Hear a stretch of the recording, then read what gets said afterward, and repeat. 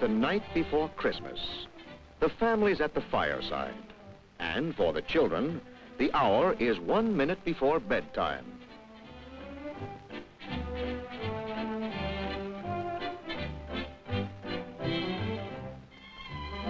Of all nights, of all bedtimes, this is the most difficult, for tomorrow is Christmas, and sleep is not for youngsters who wait for surprises, who conjure up fantasies of a giant tree glittering with lights and tinsel planted in an acre of bright new toys.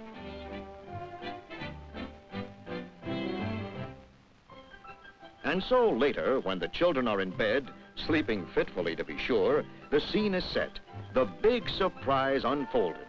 This year, Johnny will get his electric train, his iron pony, and Mom and Dad can't help but think of other Christmases, other surprises, other childhoods.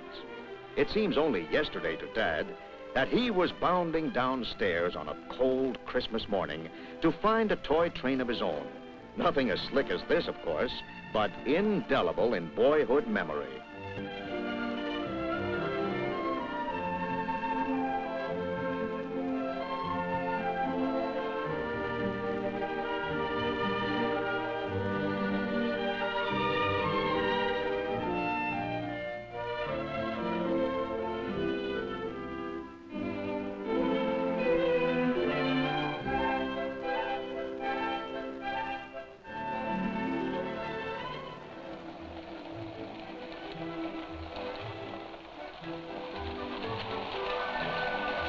And now the staccato clicks on the rails and the gentle purr of the locomotive remind him of those early, crude, but wonderful model engineer, Casey Jones Jr. himself. The old trains Dad remembers have come a long way. The stem winders, the battery-powered models, and the first plug-ins with transformers that got so hot you could scramble an egg on them are gone. The toy trains of today have moved along with their bigger, real-life brothers on the main line of American railroad progress. Real trains have a romance all their own, with names that are legendary. And what youngster hasn't dreamed of high-balling down the right-of-way at 90 miles an hour, signal going full blast?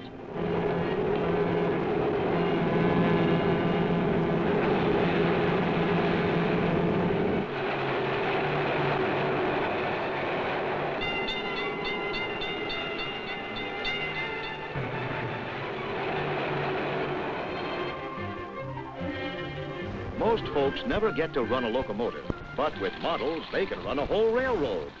Millions of Americans, like William Gargan and Grover Whalen, are toy train fans. Here they see a remarkable innovation, a real railroad-type coupler, which is operated by remote control. It permits coupling and uncoupling of cars, switching and operation of all gadgets while the trains are in motion. The boss of this railroad takes inventory right from his remote control panel board. Here are some of the things he operates. A conveyor-type lumber loader.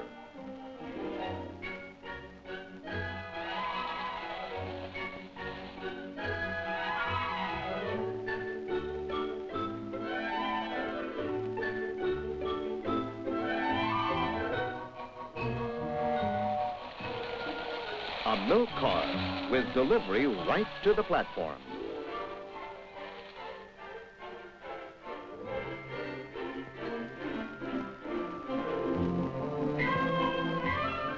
A cattle car.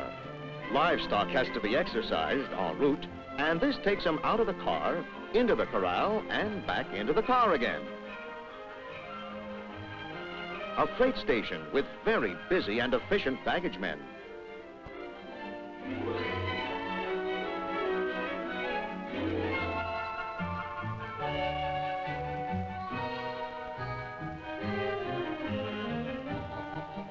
A crack steamliner, complete with Vista Dome observation car.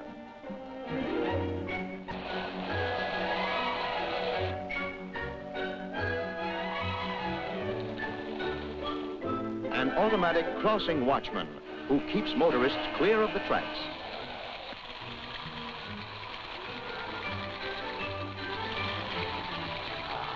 Then, too, there's a coal loader, another operation with complete remote control.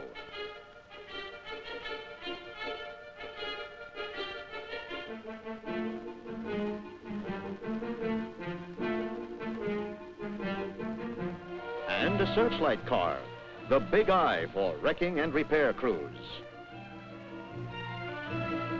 If you should strike oil on your right-of-way, you're covered by this derrick and pump.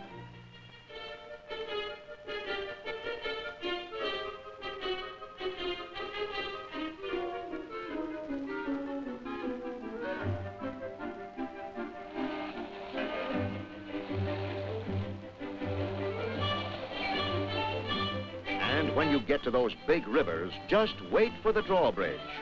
Working on this railroad is strictly a push-button job.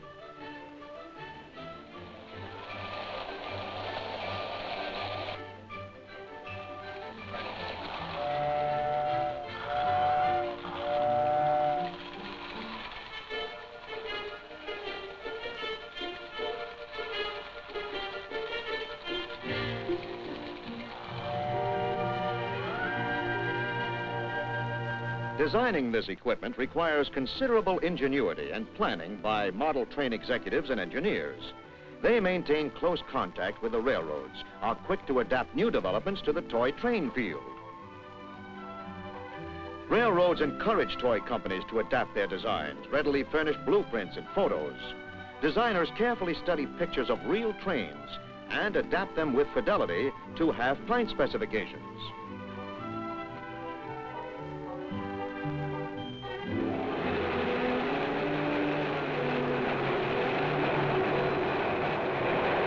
Locomotives are particularly studied, and whether it be a modern diesel or a rugged steam job, the model will follow the design of the real thing.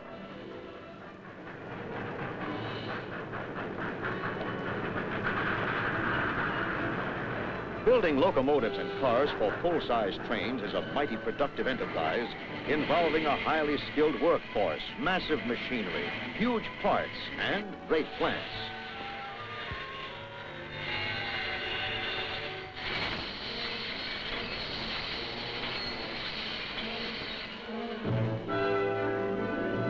Toy train building is a different story. The plant is large, so is the production, but everything else is in miniature. This factory turns out 80,000 pieces of track a day.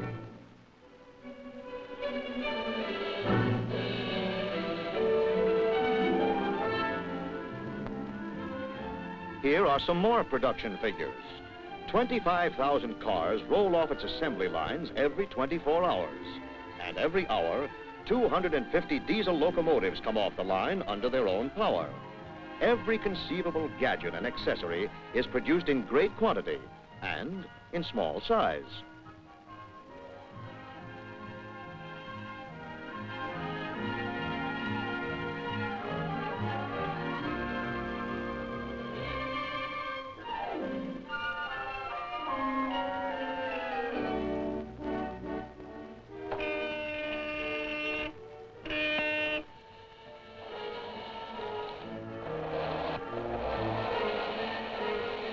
Finished trains are subjected to wear tests, run continuously until they break down, check durability.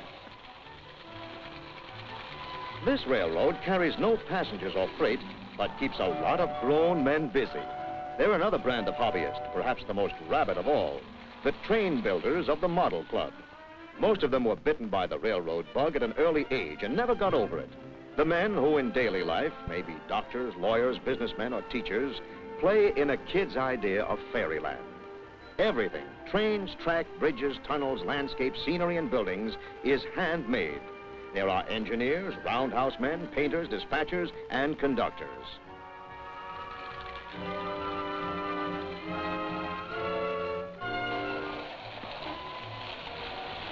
Schedules are scrupulously maintained, and efficient operation keeps the line a model in every sense of the word.